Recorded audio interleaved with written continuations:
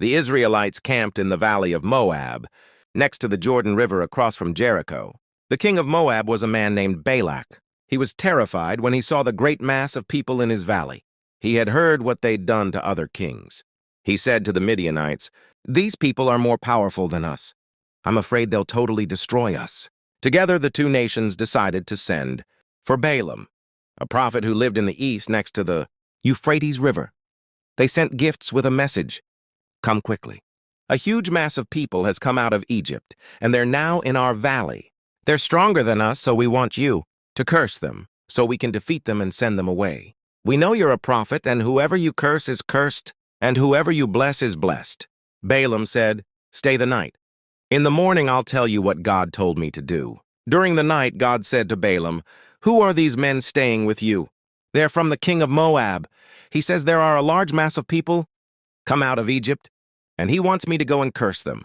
The Lord said, "No, you're not to go with them. You're not to curse those people, because they're blessed." The next morning, Balaam told the delegation, "Go back to your king. The Lord won't let me go with you."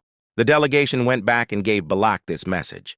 The king then sent a delegation of more important people. Through them, he said, "Don't let anything stop you from coming to me. If you'll curse these people, I'll make you a rich man." Balaam said, "If the king filled my house with gold, I can only say what the Lord tells me to say. Still, stay the night. I'll see if the Lord says something different." That night the Lord said to Balaam, "Since these men have come to you a second time, you may go with them. But be careful. Only say what I tell you to say." So the next morning, Balaam saddled his donkey, took his two servants, and started on his journey to Moab.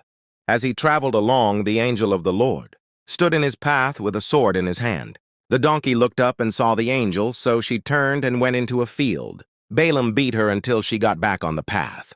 The angel went down the path and stood at a place where there was a wall on both sides. The donkey looked up and saw the angel with his sword drawn. She pushed up against the wall, trapping Balaam's foot. He beat her again. The angel went down the path, but this time he stood in a place where there was no room on either side. The donkey looked up and saw the angel, so she crouched down beneath Balaam. Balaam flew into a rage. He took a stick and started beating his donkey. With that, God allowed the donkey to talk. She said, "Why have you beaten me 3 times?" Balaam yelled at her, "Because you've made me look like a fool. If this was a sword instead of a stick, I'd kill you right here on the spot." The donkey said, "Haven't I served you ever? Since you were born? Have I ever done this before?" Balaam said, "No, you never have."